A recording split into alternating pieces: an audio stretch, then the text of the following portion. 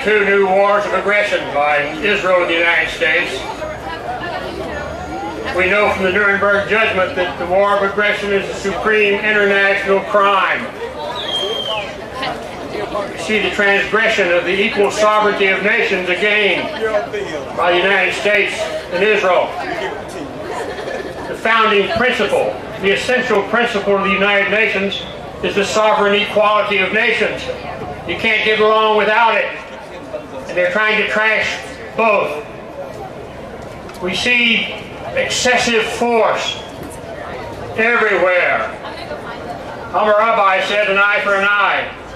Israel and the United States say for one captive we destroy a nation.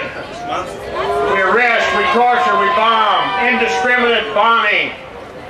Far more civilians killed constantly every day in Lebanon and in Palestine than people armed and resisting because they want to smash the whole country down. But it's not going to happen. We see the collective punishment of the entire nations. All of the people of Iraq punished every day. All the people of Cuba punished every day by a blockade now 58 years old. Can you believe it? All the people of Lebanon, all the people of Palestine. It's got to end.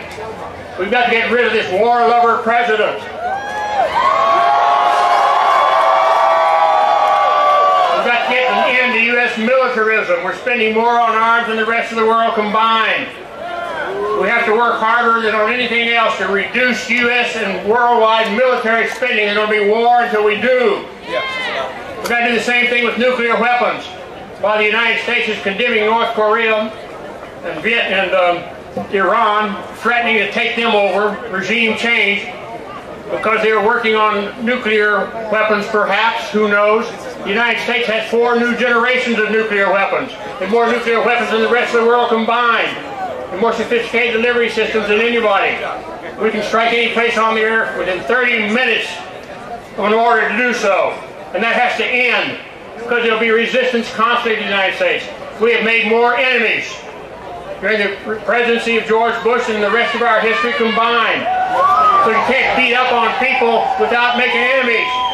George Bush has to learn that it's better to feed a child than to kill a child. You make more friends that way. Take the money we spend on arms and put half of it into health care and feeding and all the rest, education that children need in this country and all around the world, we'd be friends to everybody instead of enemies to everybody.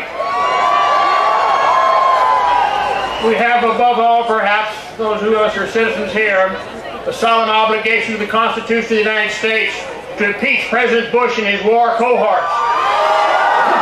Can't let this go on. He's manufacturing war. Imagine calling people Muslim fascists. That's telling a billion people, 1.5 billion people around the world that you're a fascist. We insult all the other people of the world and we expect them to succumb to what we demand. They won't. And we, the people of the United States, have the solemn obligation to end this, to end it by doing our duty under the Constitution, to impeach Bush, impeach Cheney, impeach Rumsfeld, remove the war lovers from power, and take the country back to the people. We have the power. It's a question of will. It's you and me. This America is only you and me. We have to believe we can do it, and we shall overcome. Thank you.